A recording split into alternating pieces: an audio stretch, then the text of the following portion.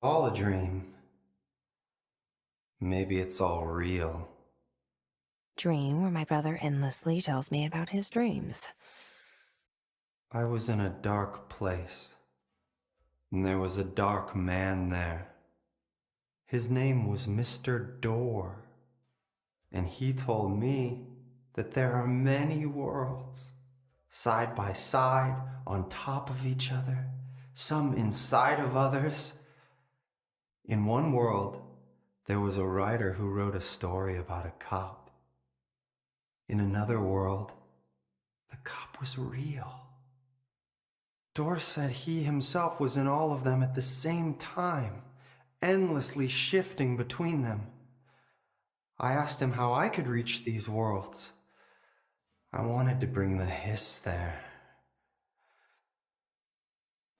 But he didn't want to help me. He didn't like the idea.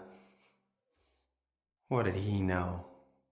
I'm not wild about the idea myself. Through time, the thunderstorm distorts you. Happiness comes, white pearls. Here we go again. Once more with feeling. Let me guess. You want to tell me about your dream? Yes, yes. In fact, I'm having a dream right now. Oh, that's new. In this dream, I'm standing in the corner watching Jesse and Dylan talk about this very dream. This very dream! He said just now! And repeated it again now! I'm standing there and watching, and that's all I can do. It's as if I'm trapped there.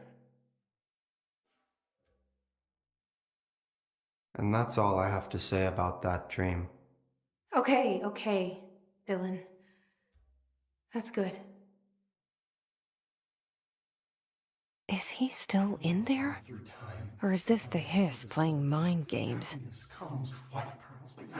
I don't know. How are you doing, Jesse? It can't be easy seeing Dylan like this. I'm fine. What can you tell me? Is he still... human? Or is he his? I've taken numerous tissue samples and have tests running as we speak, but from the initial data, he looks healthy. I only see corruption in a superficial way. What does that mean? I don't know. This is all new, but if he's like you, maybe Polaris is preventing total hiss takeover. Or maybe this is just a new form of hiss. We've already seen how it affects people in different ways. Dylan told me he let the hiss in. Does that change anything? Voluntary conversion. I mean, hypothetically, that could affect the mental state post-corruption, as well as the extent of biological alteration. But again, this is new territory for me. I'll need time. You won't have it. I'm gonna shut down the slide projector. That's how the hiss are getting in. Once I close it, this should all be over. Jesse, we don't know how this works. If you sever their connection to the source, it could cause a terminal chain reaction. Every hiss-corrupted individual dead. Better that than what Dylan is now. I'm shutting it down. This has to end. Whatever happens, happens.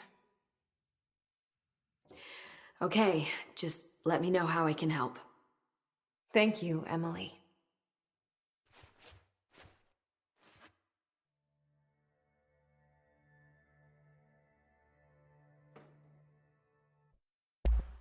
I've been seeing these Darling presentations all over.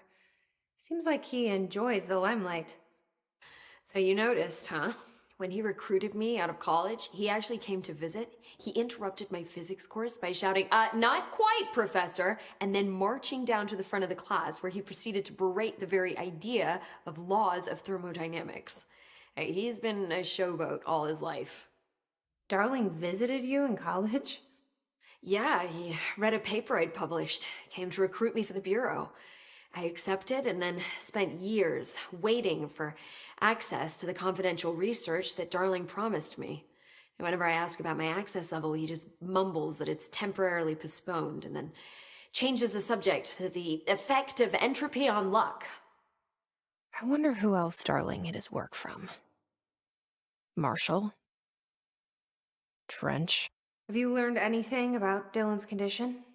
Only that he's definitely hiss, but I guess his chanting made that pretty obvious.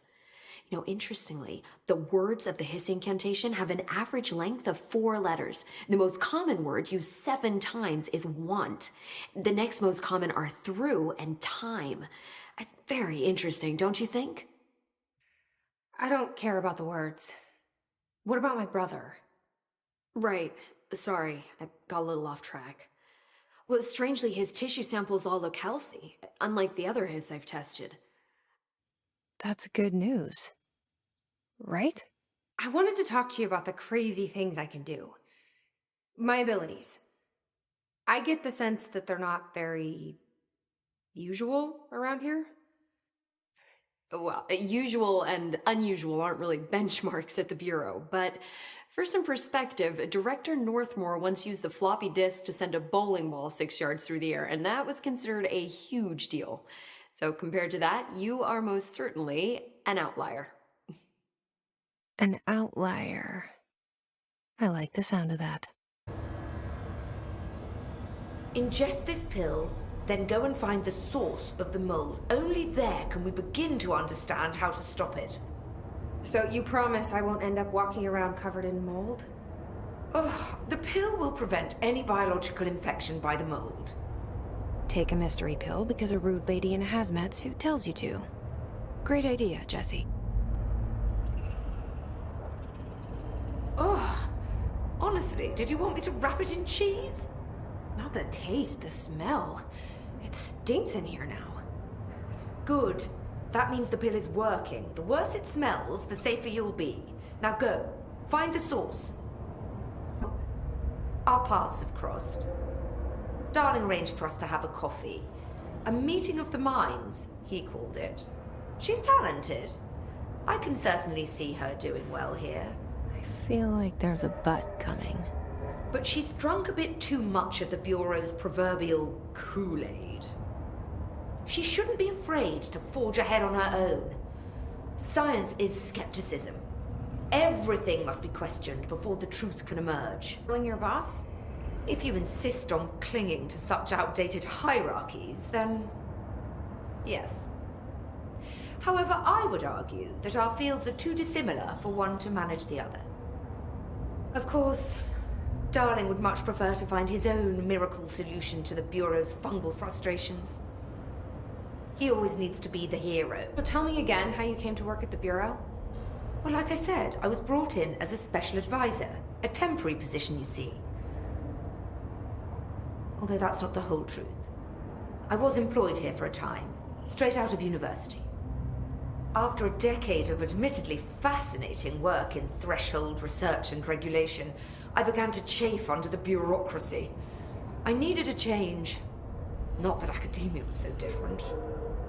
And then the mold happened. About 4 months ago, yes. Since my departure from the Bureau, they hadn't been able to find my equal in threshold analysis. Darling and I had kept in touch over the years, meeting at conferences and the like. He called me, and I booked a flight. I've never been able to say no to a man with a dangerous alien biosphere. I had to leave my post in the middle of term, but so be it. So she's a professor. That explains a lot. The mold seems to be having some weird effects on things. Indeed. Even people are susceptible. The fungus grows rapidly within the chest cavity, killing the host. Luckily, one must ingest the stalks to become infected. Don't eat the mold.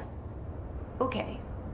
We've always cremated the infected bodies after autopsy, but I believe there may be another stage of maturity. A blooming, if you will. I never thought the word blooming would sound so horrible.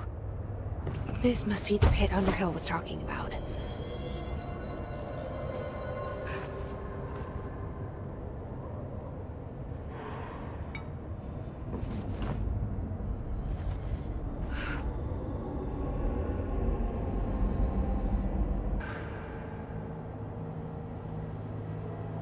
Is that the source? It's kind of pretty.